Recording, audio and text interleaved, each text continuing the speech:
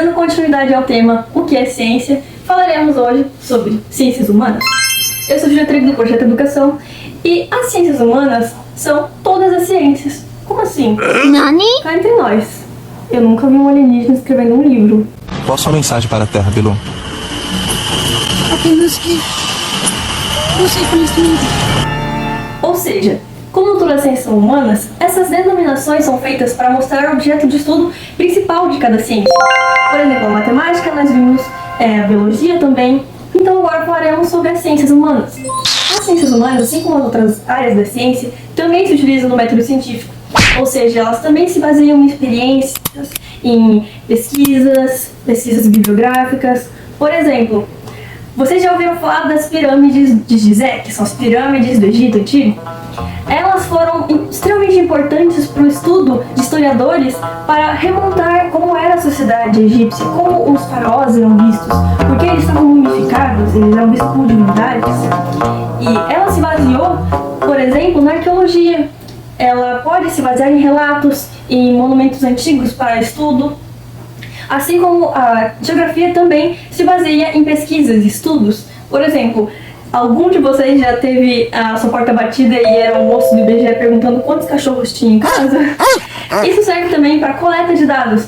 Eles se utilizam de uma metodologia específica. E esse tipo de pesquisa, por exemplo, para fazer a densidade demográfica da cidade, também é um tipo de pesquisa que a geografia estuda, além da geologia, topografia e de todos esses outros sentidos e áreas da geografia.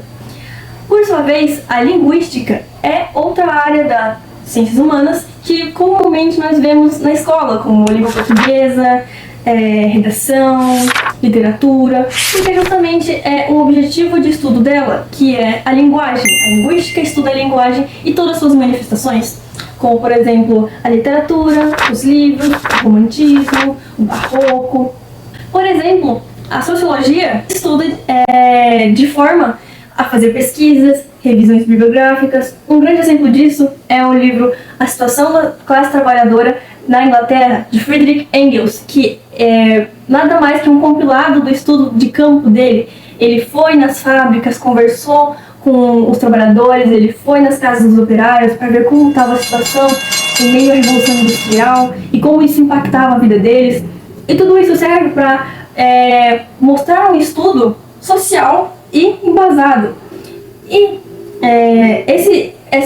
essa pesquisa investigativa que ele fez é um grande exemplo de como a sociologia, por exemplo, trabalha.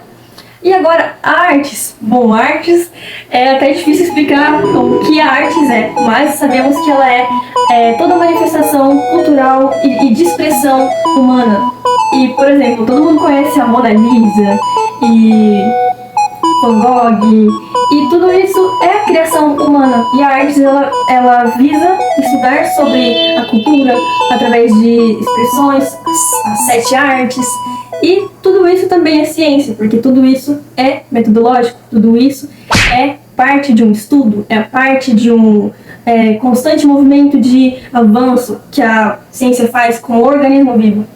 E fazer ciência seria justamente isso, estudar, pesquisar, mas seguindo o método científico, por exemplo, em que primeiro se observa um problema, se questiona, formula uma hipótese e depois põe em prática aquilo para comprovar se aquilo era o que estava imaginando, o que estava se esperando.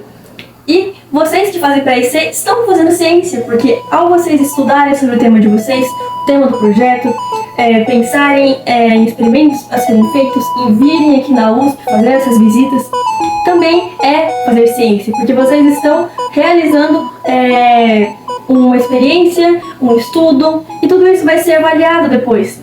E a divulgação científica, justamente depois que meu estudo foi concluído, eu passo para outros pesquisadores avaliarem, assim eu sei que o conhecimento é neutro, assim eu sei que o conhecimento é puro e verdadeiro, e aquele estudo que eu fiz é válido. Então, a partir dessa validação, que é feita por outros pesquisadores, outros profissionais, se dado a publicação de artigos, por exemplo, a publicação de livros, passa por uma editora, tudo isso é muito criterioso. E, por exemplo, os workshops que aconteceram no simpósio de pré-iniciação científica também demonstrou um exemplo de divulgação científica, pois os alunos que estavam lá apresentando seus trabalhos. E tudo isso é muito bonito de se ver, porque é assim que nós vemos na prática o que é a ciência.